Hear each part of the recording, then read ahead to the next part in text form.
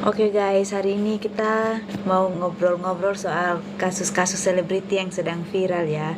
Jadi kalau teman-teman mau kasih opini nanti silakan kasih opininya di bawah. Kayaknya kasus yang sekarang lagi viral-viral ini kan tentang si Erika sama DJ Panda kan. Teman-teman nanti komen siapa yang dari kubu Erika, siapa yang dari kubu si DJ Panda juga nanti komen di bawah ya. Nah, sebenarnya kasus Erika Carlina dan DJ Panda ini kan sebenarnya sudah sementara berjalan. Dua-duanya sempat salah, tapi di sini tuh yang saya soroti sebenarnya bukan cuma karena kisah mereka yang kompleks, tapi karena reaksi publik yang jujur saja seringkali tidak adil. Nah, seperti yang kita tahu bersama kan Erika hamil kan, terus DJ Pandanya sebenarnya tidak lari dari tanggung jawab. Mereka tuh sudah sama-sama sepakat untuk menikah dan cincin kan sudah dibeli. Tapi realitasnya sama seperti hubungan-hubungan pada umumnya tidak semudah yang kita bayangkan, dan tentu saja karena ada pertengkaran, ada ketidakcocokan, akhirnya mereka memilih untuk mengakhiri hubungan itu secara dewasa. Dan masing-masing sebenarnya sudah melanjutkan hidup. Si DJ Pandanya juga sudah melamar kekasih barunya menggunakan cincin yang awalnya dia mau beli kasih Erika kan. Nah, which is fine karena Erika sendiri yang menolak cincin itu. Jadi saya tidak persalahkan kalau akhirnya DJ Panda kasih cincin itu ke orang lain sebenarnya.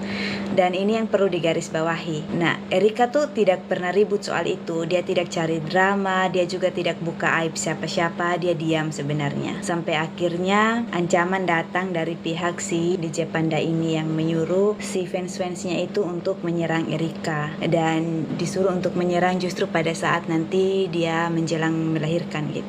Aku tuh nggak pernah gangguan, aku nggak pernah minta tanggung jawab 1% pun. Tapi ketika dia suruh fans-fansnya nyerang aku di hari aku akan lahiran, masa jangan Itu tuh sebenarnya yang letak kesalahannya netizen. Mereka tidak melihat bahwa apa yang menjadi trigger untuk Erika tuh cari pertolongan dan datang ke podcastnya Deddy Kobuser. Jadi akhirnya si netizen-netizen ini menyerang Erika dan mengira bahwa Erika itu sebenarnya datang itu karena meminta pertanggungjawaban dari DJ Panda.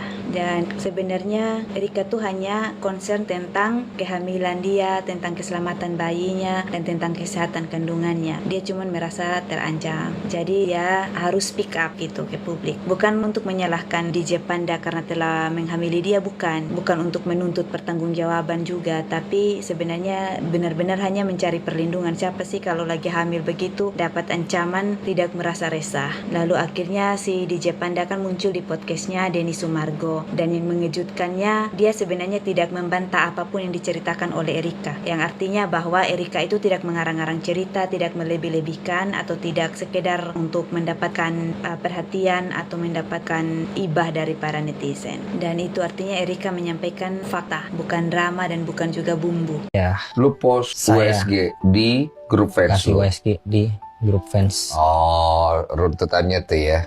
Nah, itu yang lu post itu foto-foto USG-nya Erika pada saat kalian cek USG bersama ya? Cek bersama. Udah usia berapa tuh di USG itu? 12 minggu 4 hari. 12 minggu 4 hari. Cek tanggal berapa itu? 3 Februari. 3 Februari. Jadi itu yang lu posting? Iya. Tapi netizen bukannya lebih netral setelah kehadiran si DJ Panda di podcastnya Denny Sumargo, malah mereka justru menyerang kembali si Erika. Erika malah dihujat habis-habisan. Masa lalunya disebar, video-video masa lalunya juga dipotong-potong. Padahal dia sebenarnya hanya minta haknya sebagai manusia untuk tidak diancam. Dia sudah melahirkan anaknya sekarang dan ya dia kuat. Dia bahkan sempat mencoba menjaga privasi DJ Panda pada awalnya sampai keadaan benar-benar memaksanya untuk bicara. Kalau saya salah kasih info ini, teman-teman bisa komen juga di bawah ya. Nah, di sisi lain ini kan DJ Pandanya juga sekarang sudah mulai bangkit kembali kan. Kita semua senang melihat dia dapat job lagi. Kita senang dia akhirnya bisa menyesali kesalahannya dan dia berniat untuk berubah. Yang kita perlu lakukan sebenarnya harus menunjukkan sikap dewasa dan mendukung. Kita dukung DJ Panda untuk lebih baik, karena manusia itu kan bisa bertumbuh, bisa berubah, dan keadaan serta pengalaman adalah pelajaran yang terbaik untuk menjadikan seseorang tuh sadar. Tapi ingat, kita mendukung seseorang tuh tidak harus menjatuhkan orang lain. Kita bisa bersimpati tanpa harus menghujat orang lain, dan kita bisa peduli tanpa harus menghakimi. Jadi biarkan mereka menyelesaikan semuanya dengan kepala dingin. Mereka orang tua dari seorang anak, jadi kita jangan jadi beban tambahan bagi proses pemulihan mereka. Begitu teman-teman. Karena empati itu bukan tentang memilih siapa yang paling benar, tapi tentang memahami siapa yang paling butuh pengertian. Jadi kalau kita mau mendukung perubahan seseorang tuh, kita tidak perlu mencaci maki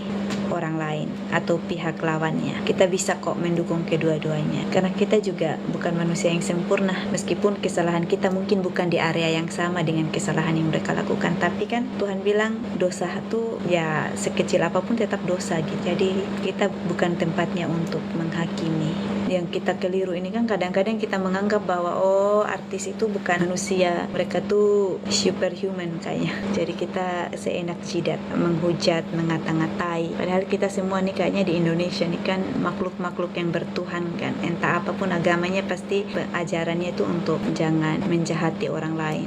Tapi kita lupa kalau mereka sebenarnya sesama kita, yang diajarkan oleh agama itu untuk jangan dijahati. Mereka tuh bukan hidup di alam lain guys. Mereka hanya hidup di dunia yang lebih disoroti saja, tapi mereka masih punya perasaan juga. Gitu sih. Nah, teman-teman yang tahu kisah ini juga bisa kasih komen apa pandangannya, apa pendapatnya.